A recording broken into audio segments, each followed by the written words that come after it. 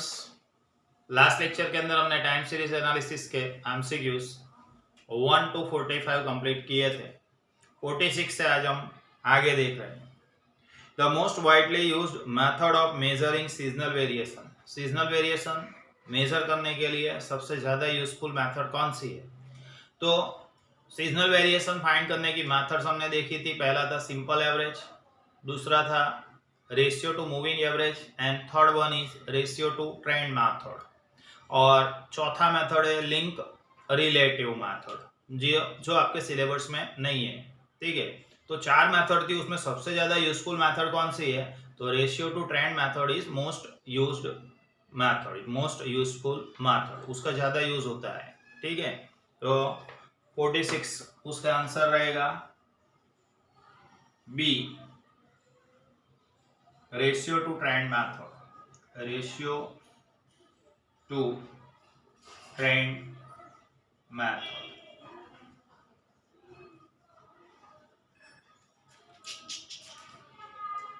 Ratio to trend method.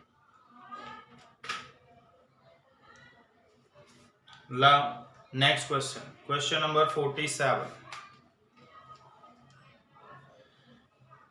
In least square linear trend equation y equal to a plus B X, y equal to a plus B X least square trend equation है हमारा।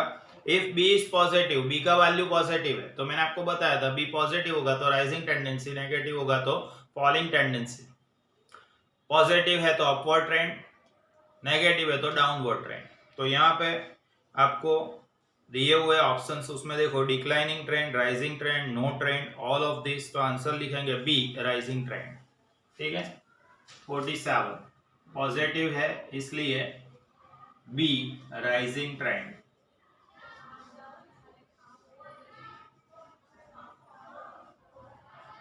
Now question number 48. Cyclical fluctuation are caused by. Cyclical fluctuation किसके लिए होता है? तो cyclical fluctuation trade cycle, business cycle, दो चीज से होता है। उसके 4 स्टेजेस है, कल हमने देखे थे, बूम और prosperity, recession, depression and recovery. ठीक है, तो इसमें से क्या दिया हुआ अंदर देखते हैं। Cyclical fluctuation are caused by wars, तो वॉर्स, अर्थक्वेक, फ्लड्स, ये सब के लिए तो इरेग्युलर वेरिएशन होता है। ये सब કોઝિસ છે, આ બધા કારણોથી ઇરેગ્યુલર કે રેન્ડમ વેરિએશન થાય છે, એટલે આન્સર આવશે ડી, નોન। એક પણ કારણ આપેલું નથી, D, non. Now question number 49. Time series analysis is based on assumption that the past pattern in the variable to be forecast will continue unchanged into the future। मतलब क्या है कि पास्ट के अंदर जैसा बिहेवियर था सीरीज के अंदर, वैसा ही बिहेवियर फ्यूचर में भी देखने को मिलेगा। जैसे कि बी पॉजिटिव आया तो हम कहते हैं राइजिंग टेंडेंसी, इसका मतलब पास्ट के अंदर राइजिंग टेंडेंसी था, राइजिंग ट्रेंड था, तो फ्यूचर में भी राइजिंग ट्रेंड मिलेगा। ऐसा एजम्पशन पहले से करते हैं टाइम सीरीज के अंदर। सो आंसर इज डी लिखेंगे।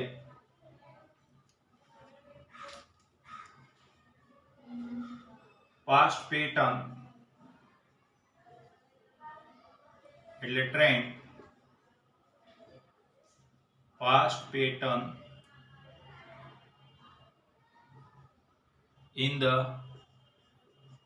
variable to be forecast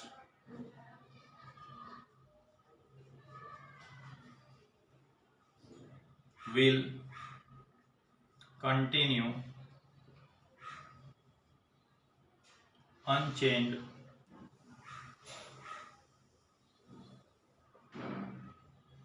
into future।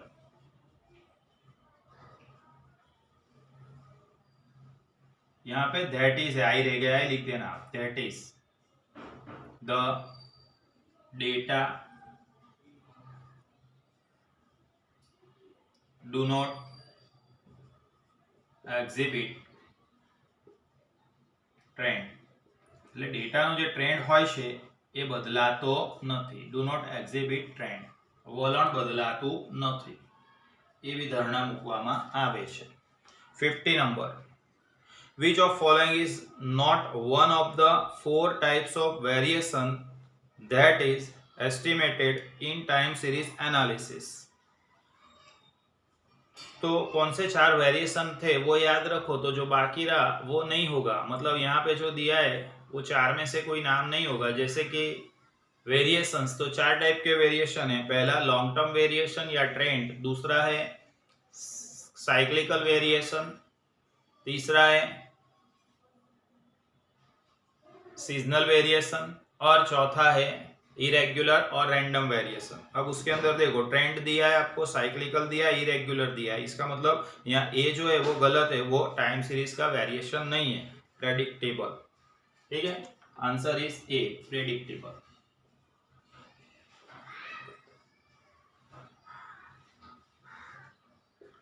Now question number 51।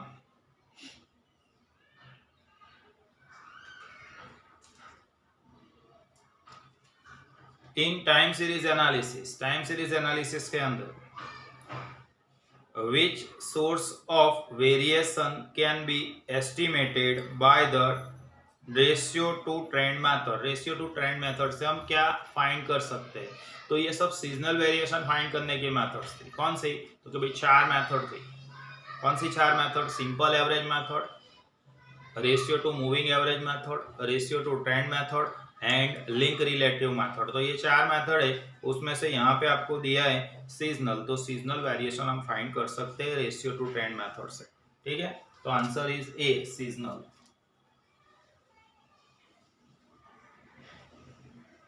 Now 52।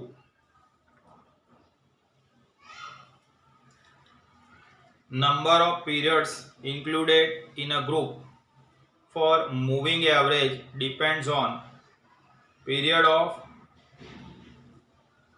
ઓસ્કિલેશન, એટલે અંતરાલ, समयगाड़ाનો अंतराल 3 इयर्स, 4 इयर्स, 5 इयर्स का टाइम पीरियड हम लिखेंगे। ठीक है, तो answer is period of oscillation, D.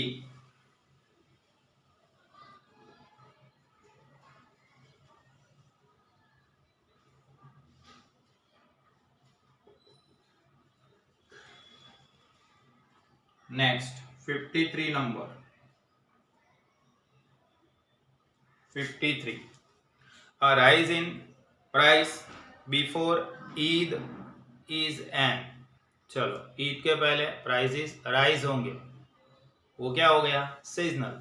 हर साल ऐसा होता है, ईद आती है, फेस्टिवल सीजन आती है तो प्राइसेस बढ़ती है। ठीक है, तो उसको कहेंगे हम सीजनल ट्रेंड, मौसमी वलन, A, seasonal trend. Eid festival season है इसलिए। 54 number. The most commonly used mathematical method for measuring trend measure करने की सबसे ज्यादा यूज कौन सी मेथड होती है? तो भाई ट्रेंड मेजर करने की मेथड्स कौन सी थी? तो पहला था ग्राफिकल मेथड, दूसरा है least square method, third one कौन सा है? तो मूविंग एवरेज मेथड, और फोर्थ मेथड है सेमी एवरेज मेथड। ठीक है, तो उसमें से सबसे ज्यादा कॉमनली यूज्ड मेथड कौन सी है? तो कॉमनली यूज्ड मेथड है लीस्ट स्क्वायर, जिसका सभी यूज करते हैं। Commonly used method C, least square.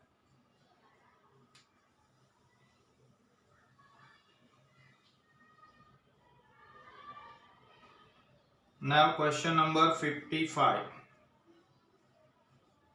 55 में लिखना है the best fitted trend line is 1। श्रेष्ठ अन्वयोजित रेखा ए छे के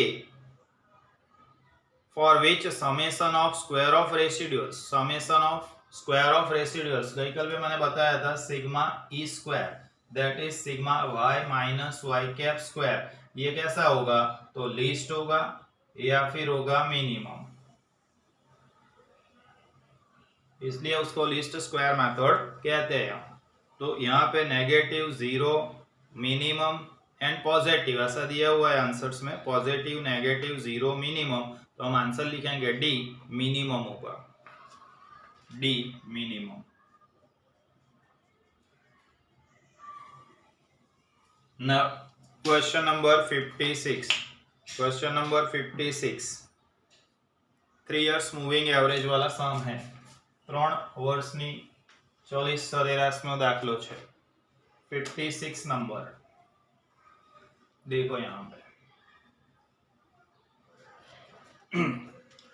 The 3 yearly moving average for the year 2005, 2005 के साल के लिए, 2005 के लिए 3 ईयर मूविंग एवरेज उसकी वैल्यू क्या मिलेगी। चलो मैं यहाँ बताऊंगा आपको, ईयर दिए हुए वर्किंग करके बता रहा हूँ। 2004, 2005, 2006, 2007 एंड 2008।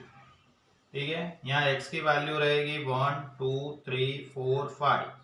अब 3 યર્સ મૂવિંગ એવરેજ है, 3 વર્ષની 40 સરેરાશ છે, तो 2005 ની સામે શું થશે।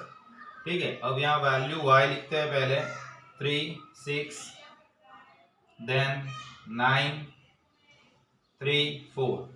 तो 3 साल का मूविंग एवरेज 2 के सामने 6 है, 6 के सामने उसका एवरेज काउंट करेंगे हम। तो पहले मूविंग टोटल 3 प्लस 6 प्लस 9, और लास्ट वाले कॉलम में ये जो समेशन मिलेगा उसको 3 से डिवाइड करेंगे। तो 3 और 6 9, 9 और 9 18, 18 से डिवाइड बाय 3 करने से 6 मिलेगा। 18 डिवाइड बाय 3 करीशु तो 6 મળશે बेटा। So answer is C 6। Question number 57। For the given data, semi average for the first half is given by। पहला आपकी सेमी एवरेज क्या मिलेगी। अब सेमी एवरेज के अंदर हम क्या करते थे, सेमी एवरेज के अंदर क्या करते हैं, तो सेमी एवरेज के अंदर 2 पार्ट बना देते हैं, डेटा के 2 इक्वल पार्ट कर देंगे। अब डेटा के 2 इक्वल पार्ट की है, फर्स्ट पार्ट की एवरेज, सेकेंड पार्ट की एवरेज निकालना है। ठीक है, चलो देखो यहाँ पे 2010 से 2017 तक डेटा दिया हुआ है आपको। 2010, 11, 12, 13, 14, 15, 16, 17। ठीक है, वैल्यू y दी हुई है 20, 16, 9, 11, 40, 40 के बाद 23, then 21 and 12।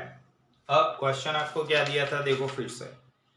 For the given data semi average for the first half, first half का सेमी एवरेज कितना होगा। चलो 1, 2, 3, 4, 5, 6, 7, 8 ईयर्स आर गिवन। 8 साल दिए हुए तो 4 के 2 पार्ट बनाएंगे semi average.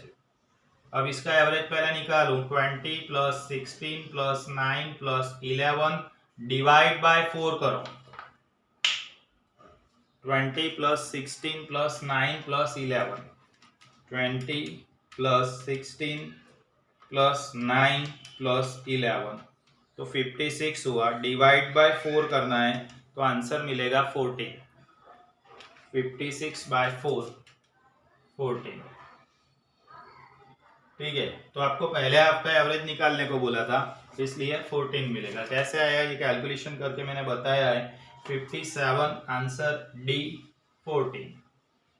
Now 58 number, 58 number for the straight line equation 56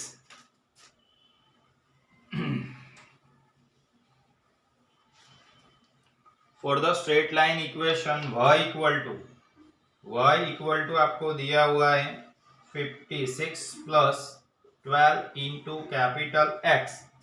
The trend value for capital X equal to -3, capital X equal to -3 लेने से ट्रेंड वैल्यू क्या मिलेगी वो हमको फाइंड करना है। तो y equal to 56 plus 12 into -3। सो 56 प्लस माइनस माइनस 12 इंटू 3 36। तो 56 से 36 माइनस किया तो y का वैल्यू मुझे 20 मिलेगा। सो आंसर इज C 20। कैसे आया, वर्किंग यहाँ पे है C 20। 59 number for the given data short term fluctuation for the year 2013 by using additive model. Additive model use करके हमको शॉर्ट टर्म फ्लक्चुएशन फाइंड करना है। 59 नंबर। चलो शॉर्ट टर्म फ्लक्चुएशन देखो यहाँ, शॉर्ट टर्म फ्लक्चुएशन। अब शॉर्ट टर्म फ्लक्चुएशन कैसे find करते हैं? तो y माइनस ट्रेंड वैल्यू, ठीक है, y माइनस ट्रेंड वैल्यू करना है। 2013 के लिए करना है। अब 2013 के लिए y का वैल्यू 80 है और ट्रेंड वैल्यू 84 है। सो 80 माइनस 84, तो -4 मिलेगा। Answer is -4 B. ये 59 का solution. 60 number for the given data short term fluctuation for 2014 के लिए शॉर्ट टर्म फ्लक्चुएशन फाइंड करना है बाय यूजिंग मल्टीप्लिसिटिव मॉडल। मल्टीप्लिसिटिव मॉडल है वो देखो साहब। तो यहाँ पे मैं शॉर्ट टर्म फ्लक्चुएशन का फॉर्मूला लिख रहा हूँ। Short term fluctuation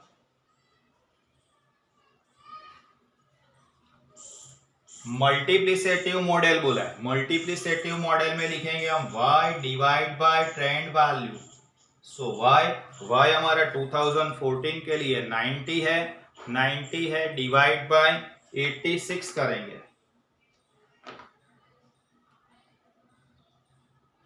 90 divide by 86 करना है। तो 90 डिवाइड बाय 86 करने से हमको वैल्यू मिलेगी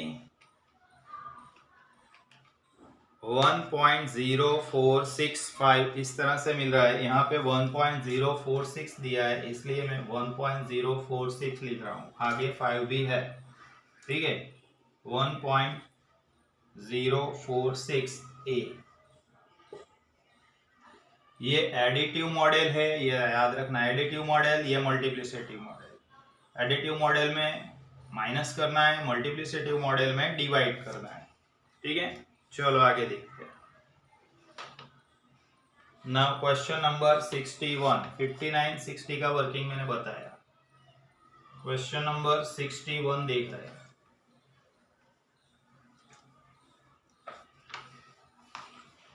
shortage of certain consumer goods before annual budget is due to. Annual budget आने वाला होता है, साल का बजट गवर्नमेंट बनाती है और उसको डिक्लेयर करती है। तो गवर्नमेंट बजट बनाएगी, उसको डिक्लेयर करेगी। उस time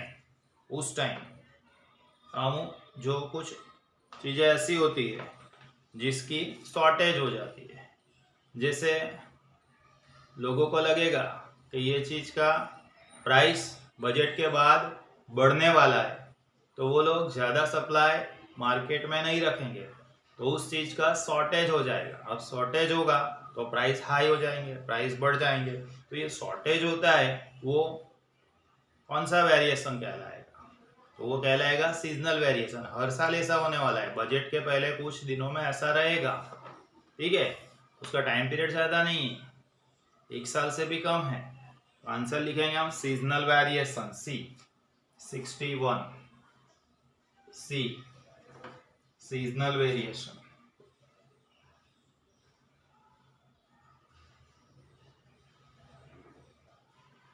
question number 62। linear trend of a time series indicates towards constant rate of growth, constant rate of change in geometric progression and D all the above। तो answer आएगा इधर B. Bold नहीं किया है, कर देना। कांस्टेंट रेट ऑफ चेंज लिख सकते हैं। ग्रोथ मतलब फक्त વધારો થાય, ठीक है। એટલે change of constant rate of change આવશે। ચેન્જ એટલે વધારો પણ થશે, ઘટાડો પણ થશે, રાઈટ। તો constant rate of change is known as linear trend। તો બી કોન્સ્ટન્ટ રેટ ઓફ ચેન્જ। ટેમ્પલેટની અંદર આનો આન્સર બોલ્ડ કરેલો નથી, તમે ટીક કરી દેજો। Constant rate of change. Now question number 63. The method of moving average is used to find. Moving average method क्या find करने के लिए हम यूज करते हैं? तो ट्रेंड या सेक्युलर ट्रेंड फाइंड करने की 4 मेथड थी। Graphical method, least square method, moving average method and semi average method. तो moving average method secular trend find करने की मेथड है। तो आंसर लिखेंगे हम C, secular trend.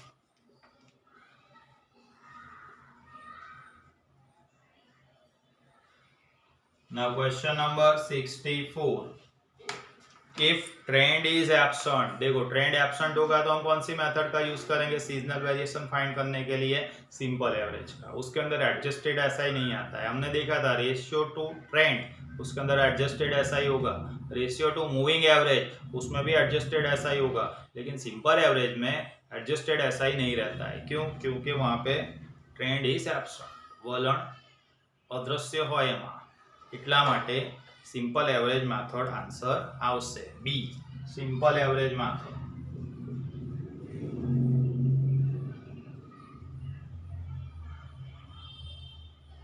Now question number 65.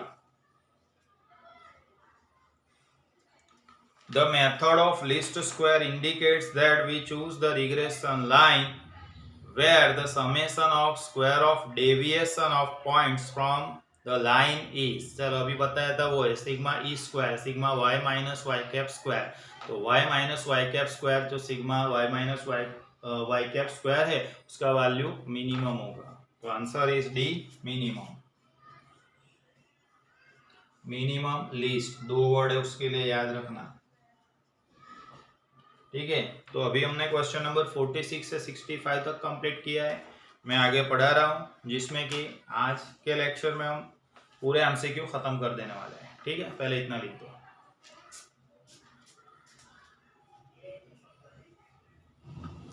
Now question number 66. Variation in a time series are caused by sale of air condition increase during summer. Air condition का cell summer season में बढ़ जाए तो किसकी वजह से बढ़ता है? ये सीजनल वेरिएशन की वजह से। ठीक है, तो आंसर लिखेंगे हम A, seasonal. Answer 66 A, seasonal. 65.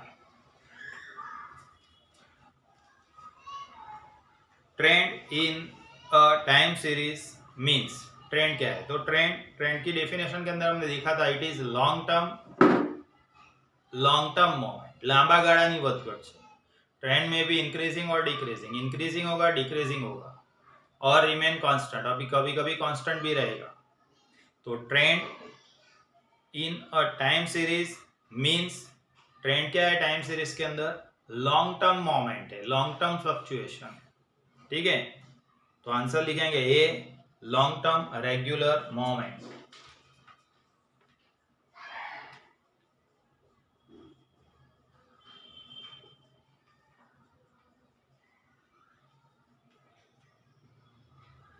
Long term regular movement. 66, अरे 66 के बाद 65 थोड़ी आता है सर। 67, अब 68 आए। इसके पहले वाले सेगमेंट में मैंने यहाँ लेक्चर नंबर 3 लिख रखा था। लेक्चर नंबर 4 है आज का। हाँ चलो, फिर क्वेश्चन नंबर 68 आए। Time series is a set of data recorded at successive point of time periodically at time और स्पेस इंटरवल। तो सभी पॉइंट्स रहेंगे, सरखा समयना अंतरे at successive point of time, सरखा समयगाळाने अंतरे पीरियडिकली एटले समयांतरे, और टाइम और स्पेस इंटरवल चौक्कस समयगाळाने अंते। तो आंसर आवशे D, all the about. D, all the about.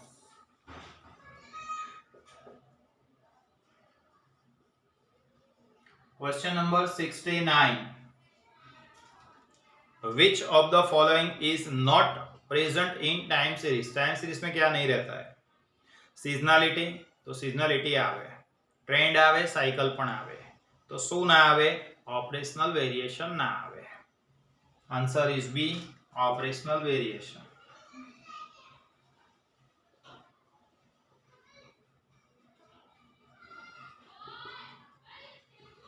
Now, question number 70.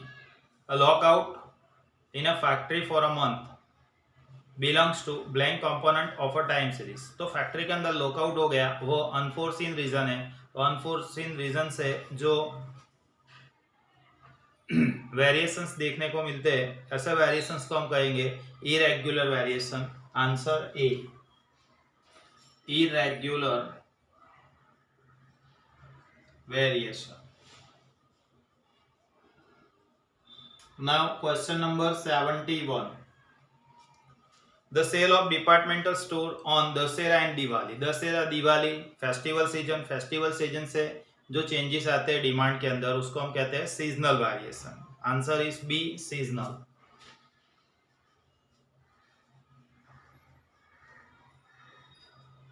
(72) The consistent increase सतत વધારો, इंक्रीज डिक्रीज, तो उसको हम कहेंगे trend. The consistent increase in production of cereals constitutes the components of time series. Answer C, secular trend. C.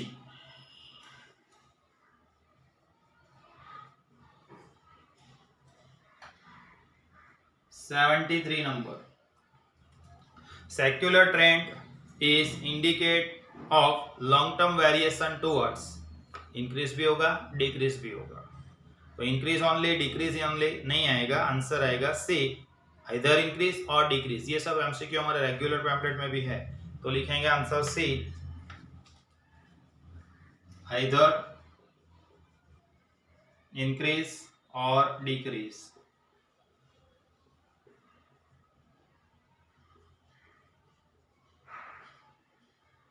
Now question number 74. Irregular variation on a time series are caused by. Irregular variation किसकी वजह से होता है? तो lockout and strike, सही है ये. Epidemic એટલે મહામારી, રોગચાળો, ફ્લડ્સ, પૂર, તો આ બધાને લીધે થાય છે. તો આન્સર આવશે D, all the about.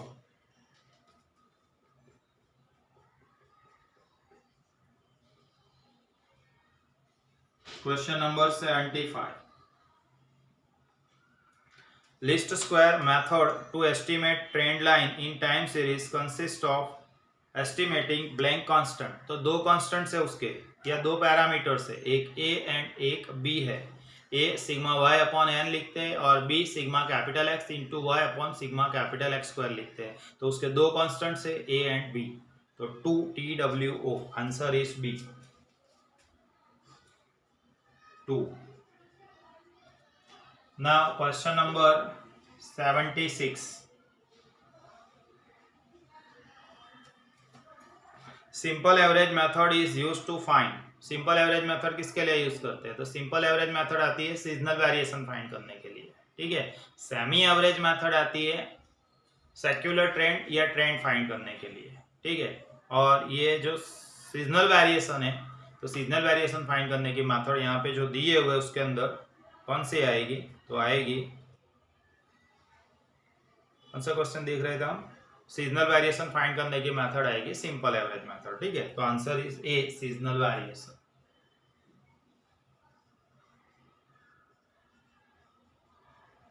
Now 77.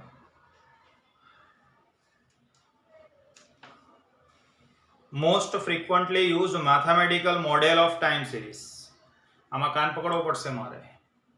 Most frequently used mathematical model. तो mathematical model most frequency use, सबसे ज़्यादा बार जिसका यूज होता है ऐसा मोस्ट फ्रीक्वेंटली यूज्ड मॉडल कौन सा है? तो मोस्ट फ्रीक्वेंटली यूज्ड मॉडल है मल्टीप्लिकेटिव मॉडल. हमने रेगुलर पैम्पलेट के अंदर एडिटिव मॉडल लिख दिया था, लेकिन वहां पे भी मल्टीप्लिकेटिव मॉडल कर देना. Answer is B, multiplicative model.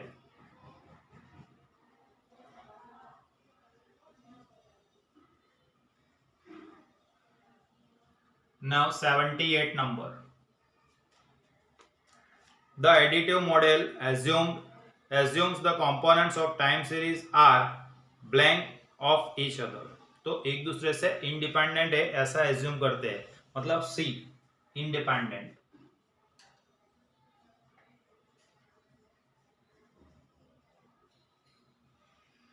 79 number. The blank model of time series, Z निकाल देना. The blank model of time series assumes all the components of time series are dependent. देखो एडिटिव मॉडल के अंदर क्या independent है ऐसा assume करते हैं, और मल्टीप्लिसिटी मॉडल के अंदर सभी वेरिएबल डिपेंडेंट है ऐसा एज्यूम करते हैं. तो यहाँ पे लिखेंगे कौन सा मॉडल, तो ऊपर था एडिटिव मॉडल के अंदर सभी वेरिएबल इंडिपेंडेंट एज्यूम करते हैं, और मल्टीप्लिसिटिव मॉडल के अंदर सभी वेरिएबल डिपेंडेंट एज्यूम करते हैं. तो यहाँ लिखेंगे हम डिपेंडेंट दिया हुआ है इसलिए मल्टीप्लिसिटिव बी.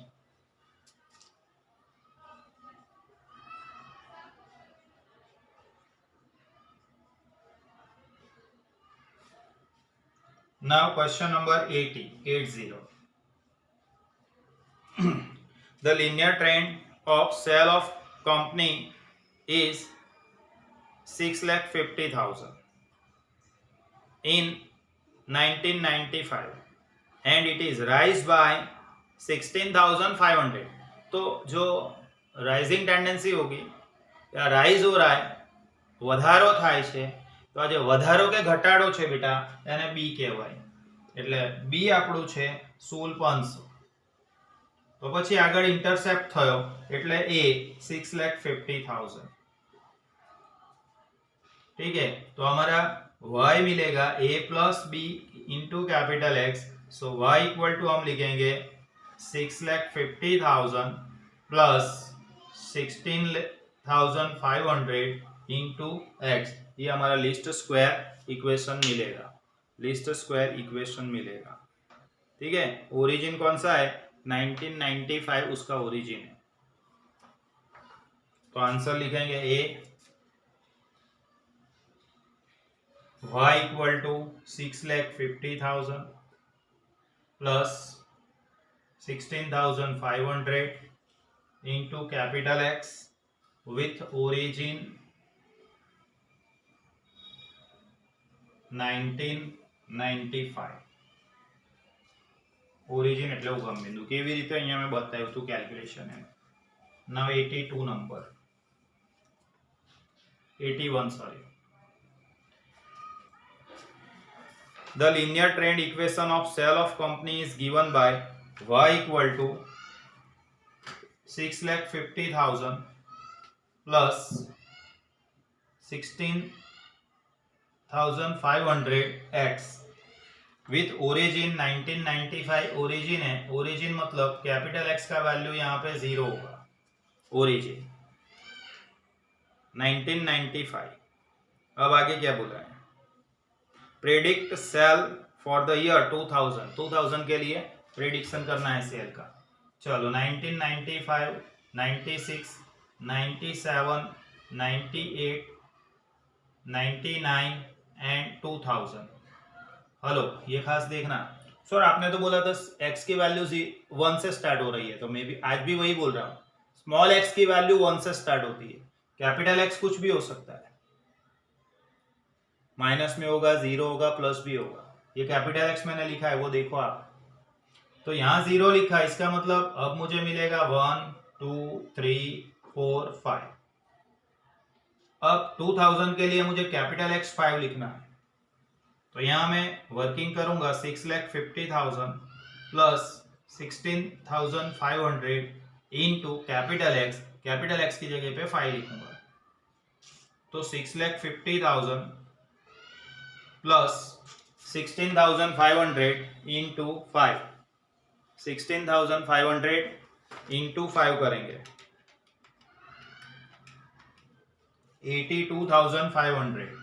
82,500 प्लस करीशु बेटा 6,50,000 प्लस करेंगे तो हमको आंसर मिलेगा 7,32,500. 7,32,500 वर्किंग किया मैंने, कैसे मिला वो आपने देखा. Answer is D, 7,32,500। 82 नंबर का question. y equal to 85.6 plus 2.4 into capital X. चलो इक्वेशन ये, चलो 81 का था वर्किंग, अब मैं निकालता हूं इसको। 82 नंबर देखते हैं। y equal to 85.6 plus 2.4 into capital x.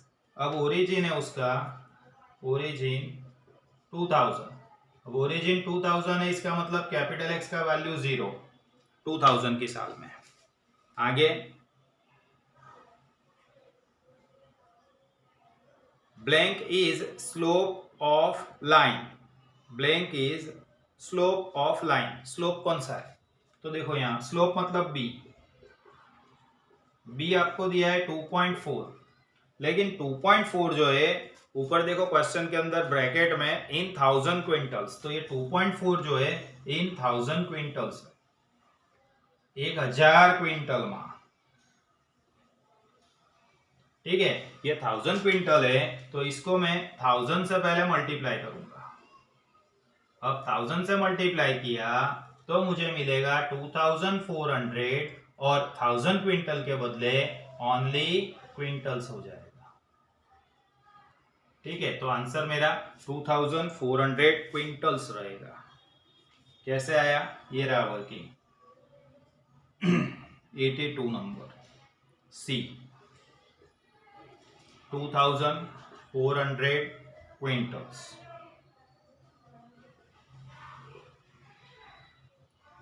83 number, trend equation y equal to 85.6 minus 2.4x, minus 2.4x। अब माइनस 2.4x है, वो ध्यान में रखना। Origin 2000, x equal to unit equal to 1 year, source blank trend, trend उसका कौन सा है? तो माइनस 2.4 था, मैंने बोला था आप माइंड में रखना, माइनस 2.4 है, इसलिए ट्रेंड जो है वो डिक्रीजिंग ट्रेंड है, डिक्लाइनिंग ट्रेंड है, डाउनवर्ड ट्रेंड है। तो यहां पे वर्ड दिया है डिक्रीजिंग, बी लिखेंगे।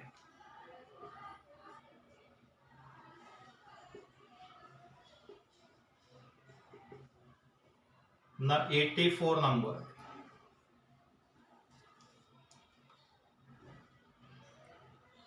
Trend equation y equal to 85.6 plus 2.4x, ये इक्वेशन है। 85.6 प्लस 2.4x, ओरिजिन 2000, ये रहा origin 2000,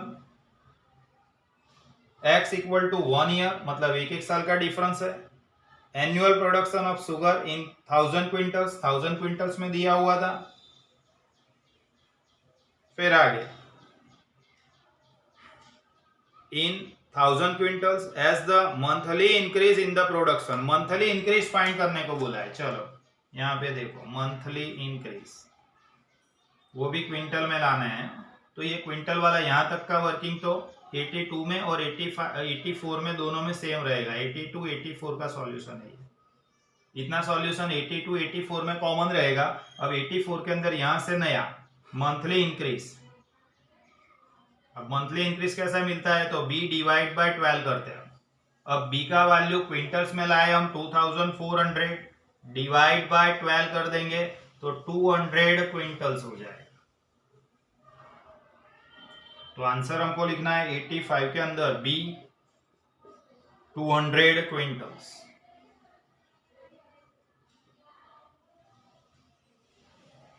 now 85 number, for the additive model in time series analysis for annual data, the difference y minus t, y minus y मतलब क्या होता है? y मतलब time series,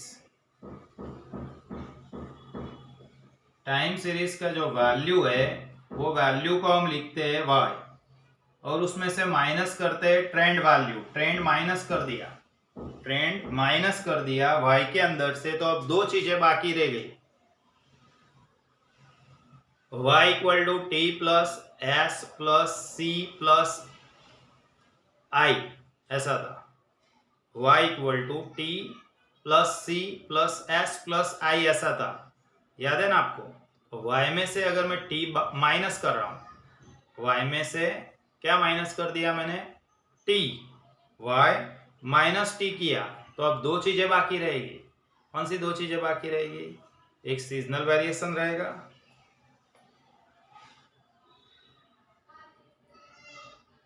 अब यहां पे दिया है साइक्लिकल एंड इरेग्युलर, बाकी तीन चीजें बाकी रहनी चाहिए। अच्छा, y में से हम शॉर्ट टर्म फ्लक्चुएशन फाइंड करते हैं ना, शॉर्ट टर्म फ्लक्चुएशन। अब शॉर्ट टर्म फ्लक्चुएशन, तो शॉर्ट टर्म फ्लक्चुएशन जो फाइंड करते हैं y में से ट्रेंड वैल्यू माइनस करके, y में से ट्रेंड वैल्यू माइनस करके शॉर्ट टर्म फ्लक्चुएशन फाइंड करते हैं। तो अब शॉर्ट टर्म फ्लक्चुएशन के अंदर कौन सी चीजें रहती है? दो। कौन सी दो? तो एक रहेगा साइक्लिकल, दूसरा रहेगा सीजनल, और तीसरा बाकी रहा इरेग्युलर या रैंडम। ठीक है, तो यहाँ आंसर ये होना चाहिए मेरे ख्याल से तो, लेकिन कॉलेज ने ही बोल्ड करके दिया है सी, तो हम सी लिखेंगे। सी साइक्लिकल एंड इरेग्युलर।